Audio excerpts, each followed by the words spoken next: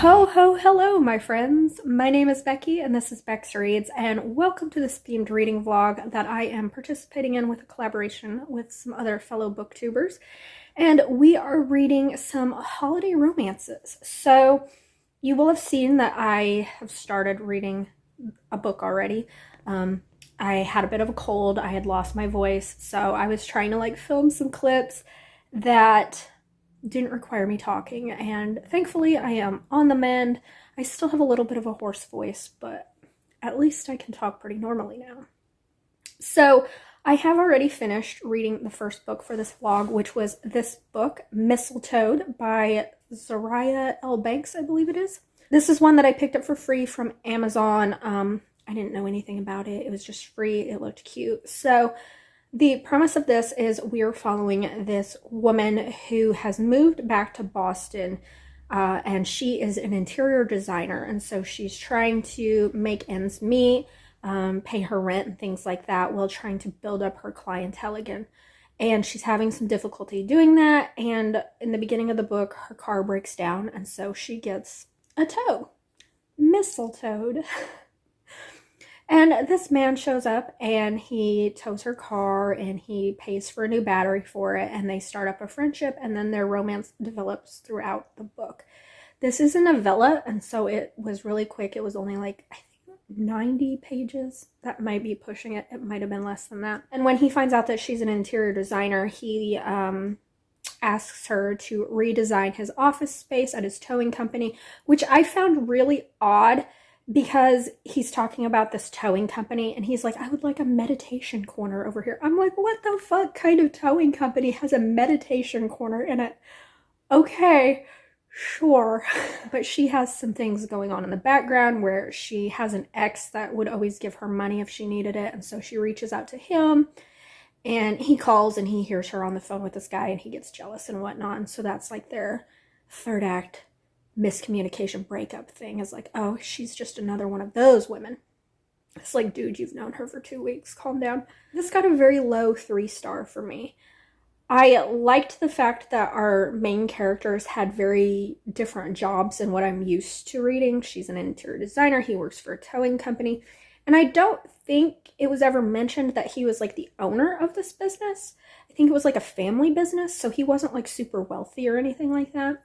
So I liked that. I liked the fact that it was a very quick, festive holiday tale. And I liked that the male main character, for the most part, was a good guy. He meets her and he helps her out right away with no expectations going forward. The things that I didn't like about this book were the fact that it's insta-love. They don't really communicate all that much. I would have liked it if her job had been more involved in the story, I guess. I really would have liked to see her creative side in this interior design, because it said that she has this great vision and she uses her background and all of that to influence it, and I really didn't get a sense of that. She just shows up to this job site and she's like, oh, the painters are here and the contractors are here, and I'm like, what does this look like at the end of it? I would have liked if that had been more prevalent in the story, because I liked her being an interior designer. In the back of my mind, I'm like, I haven't really seen you design shit. And I know that this is a novella, so it's going to lack details, but the author could have easily expanded this by 20 more pages and given a little bit more detail into that. I also feel the whole miscommunication trope thing was rather childish. It's just tell him what's going on in your life, tell her how you're feeling and all that jazz, instead of acting like high schoolers, you're adults. And another thing that really, really irked me about this book is the fact that when she first meets him, she's I can't remember his exact ethnicity that she points out. It's a combo. It's Afro something. Afro Latino, maybe? Who does that? Who looks at a person upon meeting them for the first time and pinpoints their exact ethnicity? Do people do that? You just meet a bank teller and you're like, ah, they're that mixed ethnicity.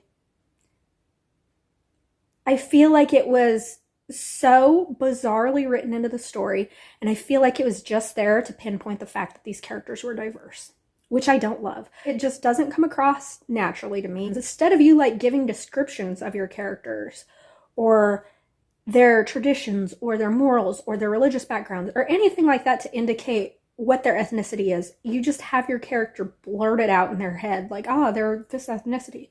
Like, who does that? No one. And then she brings it up as like her ethnicity too. Like, she points out to him like, oh, I'm this ethnicity. Again, I can't remember what it was.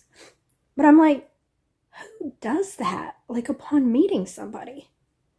Do people do this and I'm just unaware of it?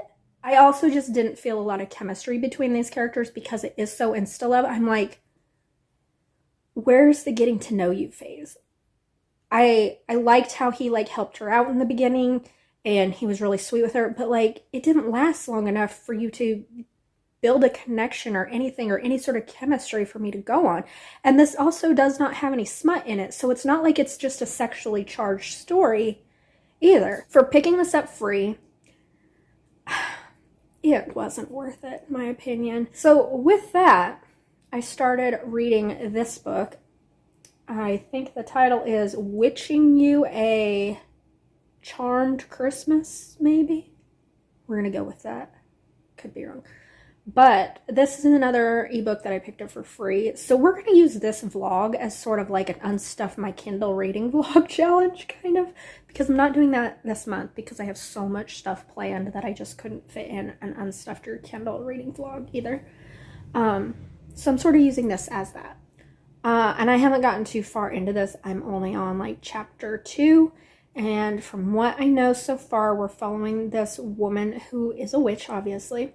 And she works for this corporation who like handles spells for people, charms and stuff like that. And there is this holiday division where they like grant wishes and like change people's outlook on holidays and stuff like that. And she's trying to get a promotion within that section. And so she gets put on this job to go and like help this guy who owns a Christmas tree farm like bring back his Christmas spirit. And she's supposed to be working with this other guy who she's had a crush on, who's never really noticed her. And this woman who sees the future had told her that she would get this promotion and that she would end up with this man. But straight off the vibes, I have a feeling she's going to end up with the guy who owns the Christmas tree farm and not the guy who she's working with. Because I don't really get a sense that he even knows she exists. I don't know. I could be wrong. But I'm hoping she ends up with the guy who owns the Christmas farm. So anyway, if I didn't mention, this is a collab. I will have everybody participating in it tagged down below. And if there's like a playlist or something where all the videos, I will link that down below as well. But check those out and see what the other booktubers are reading for their vlogs. And I will check in with you later. My sister and I are going to take a friend out for her birthday to this Grinch-themed bar in Delaware. So I tried to get as Cindy Lou Who-ish as I could. So got my Cindy Lou Who hat on with these snowman earrings my mom made me, my little jingle bell. Even put a little snowflake bracelet on that my sister gave me, and I don't wear bracelets, so I really got all jazzed up for this. But let me show you the full outfit.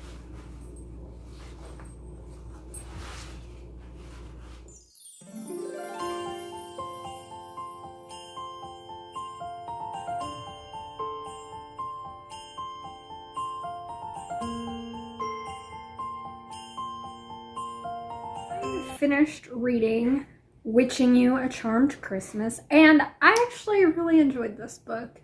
It's very much a Hallmark-esque, corny, cheesy holiday romance. I think I told you what it was about in the last clip, where this witch is sent to like bring a holiday spirit back to this guy named Jack who owns like a rundown Christmas tree farm. He's like the Scrooge of his town. He had some past issues with his father who owned the farm, and his father wanted him to do certain things with it that he didn't want to do, and it led to some disaster happening around Christmas time that has really impacted his joy of the season. So she is there, and she is supposed to help him find romance with this woman named Becky. hi, who owns the local bakery, and she thinks that they are meant to be together. But as it goes through trying to manipulate a romance between him and this Becky girl, she ends up falling in love with him, and their romance rekindles his Christmas spirit. So this being another book that I picked up for free, I definitely think it's worth its free price tag. It would be worth it on Kindle Unlimited. I ended up giving this 4 stars. As much as it is very corny Hallmark Channel type of a romance, I really felt their chemistry. I really love the whole trope of someone helping someone else find romance, or someone trying to hook someone up with somebody and then them falling in love with them themselves. What is this trope called? It's meant to be me. That's what I'm calling it. I don't know. But I love that dynamic. It really lends to me feeling the chemistry between the couples, because they're not like miscommunicating.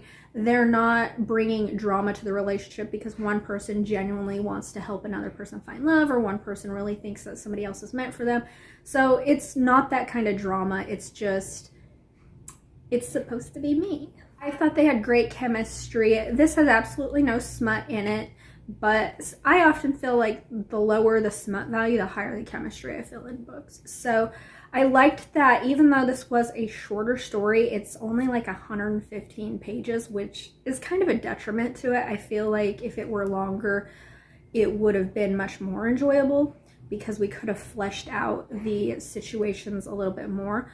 But that being said, I did like that we got like a backstory with Jack and why he feels the way he does about Christmas. And that really tugged at my heart too. I felt for him for that. I also just liked the Christmas tree farm setting, the cold atmosphere, the town Christmas ceremony, festival type thing. It gave me all the Christmassy feels. But because this book is so short, I didn't really get a sense of how her magic worked. She was able to manipulate his saw when he's like trying to cut down Christmas trees in the middle of the night to annoy her, to get her to leave. She makes that crash. She's able to manipulate like light sources and things like that. But she's not able to like heat up water because he turns off the hot water so that she'll be annoyed. And she's like, oh, if I put water in the tub, then I can use magic to heat up the water in the tub. But like, why couldn't she just manipulate the hot water tank itself? Like, I didn't understand how her magic worked. So in that sense, I didn't really get the sense that she was all that witchy. I felt like this was just like a fairy godmother type story. Like, she had some magical abilities, but they were just there when she needed them to be there.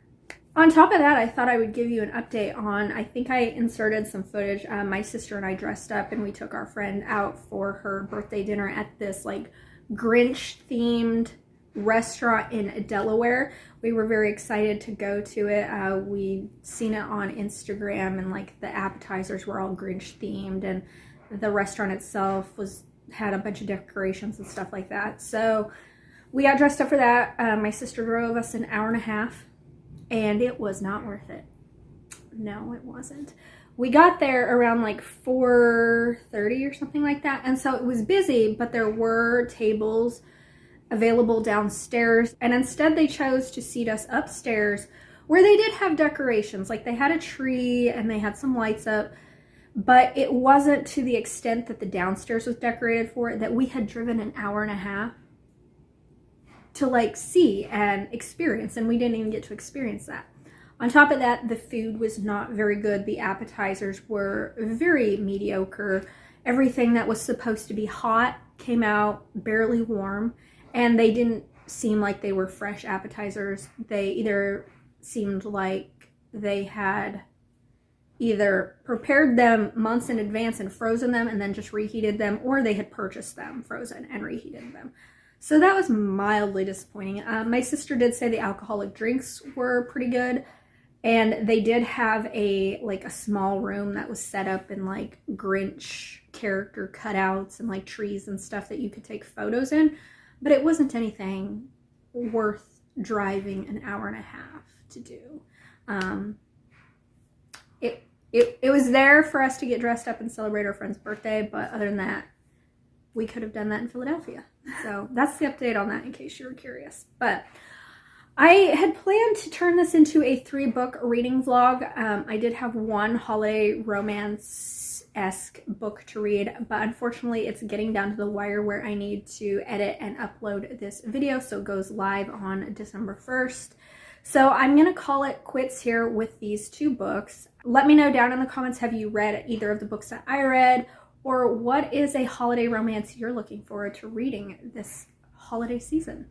But if you don't want to comment that, but would like to let me know that you made it to the end of this vlog, could you leave me a Christmas tree emoji, please? And until my next Bookmas video, go read a Christmas romance. Bye!